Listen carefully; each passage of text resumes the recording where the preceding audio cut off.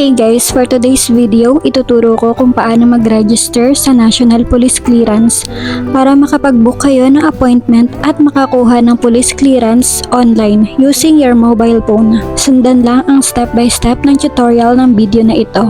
Go to police clearance website o i-click nyo na lang yung link na ilalagay ko sa description below. Click register and begin.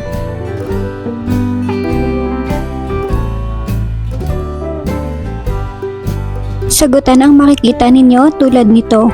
Piliin daw kung alin dito ang mga kurtina and then click confirm. At mapupunta kayo sa terms and conditions. I-check nyo lang o pindutin ang lahat ng makikita nyong maliliit na box dyan sa gilid hanggang makarating kayo sa pinakadulo na may nakalagay na I agree.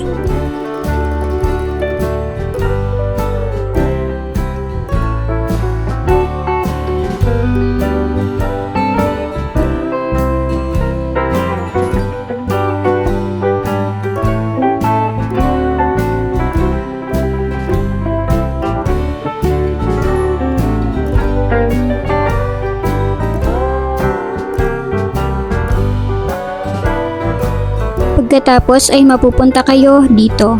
Ilagay ang gamit ninyong email address at mag-imbento ng sarili nyong password. Tandaan nyo ang mga ilalagay nyo dito dahil gagamitin ninyo ito mamaya sa pagla-login nyo sa account ninyo. Pagkatapos nyo nito ay sagutan ang mga makikita nyong may asterisk. Madali lang naman iyan dahil ito ay tungkol lang din naman lahat sa inyo.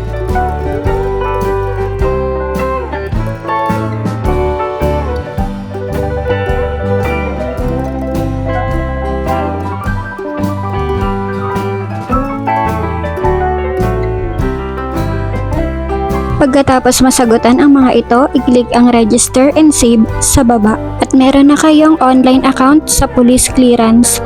Ngayon naman ay kailangan nyo ng mag-login dito. Sa pagla-login, ilagay lang ang email at inimbento ninyong password kanina. Then click sign in. Kapag nakalagin na ay ganito ang inyong makikita. Kumpletuhin ang mga detalye tungkol sa iyo. Pilautan ulit ang may mga asterisk tulad ng makikita ninyo sa screen.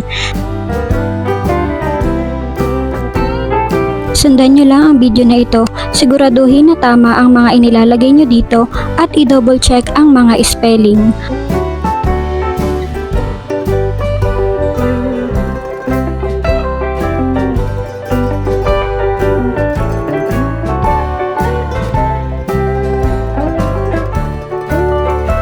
Pagtapos na kayo ay i-click nyo ang save profile sa pinakababa at may account na kayo sa National Police Clearance.